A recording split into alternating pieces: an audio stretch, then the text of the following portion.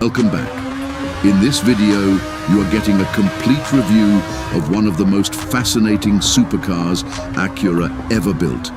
And by the end of it, you will understand this car better than most people who have actually sat behind its wheel.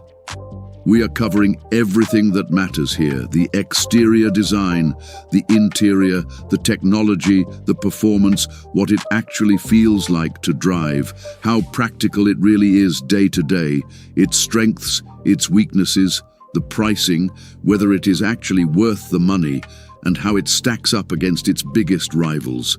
Stay with me until the end, because there are some details coming up that will completely change how you look at this car, and you deserve the full picture before you form an opinion.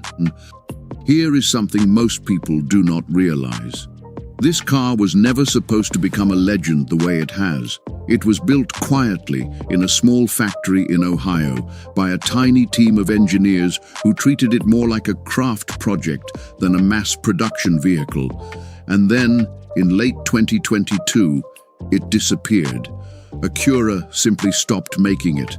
No replacement, no warning, just silence. And that silence is exactly what turned the NSX Type S from a very good supercar into something people are now paying almost double its original price to own. Visually, this car does not scream for attention the way an Italian exotic does. It whispers instead. The wide stance, the sharp LED signature, the way the bodywork seems to pull air through it rather than just push against it, all of that was designed by people obsessed with function first and drama second, and that philosophy carries straight into the cabin. Slide inside and you get real leather, real Alcantara, and switchgear that actually feels like it was designed by humans who drive, not committees who guess. It is not overloaded with screens for the sake of screens either. The technology here is there to help you with a clean infotainment layout and a full suite of driver assistance features that quietly work in the background without making the car feel clinical. Now let us talk about what actually matters, the way this thing moves. Under that composed skin sits a twin-turbo V6 working alongside 3 electric motors, sending 600 horsepower through all 4 wheels, with the kind of instant silent torque only a hybrid system can deliver. 0 to 60 disappears in under 3 seconds, but the real story is what happens after that.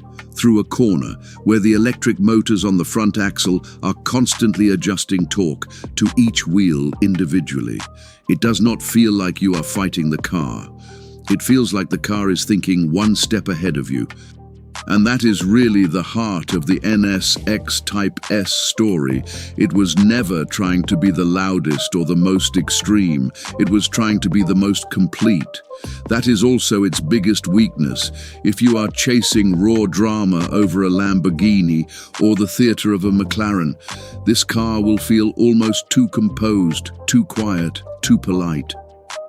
Originally priced around $185,000, it now regularly trades for well over that on the used market, some examples pushing past $250,000, and a charity build once sold for over $1 million. Against rivals like the Porsche 911 Turbo S or the McLaren Artura, it does not win on outright numbers, but it wins on character and on the fact that there will never be another one made exactly like it. That is the complete picture of the Acura NSX Type S, a supercar that left too early and only got more interesting after it was gone.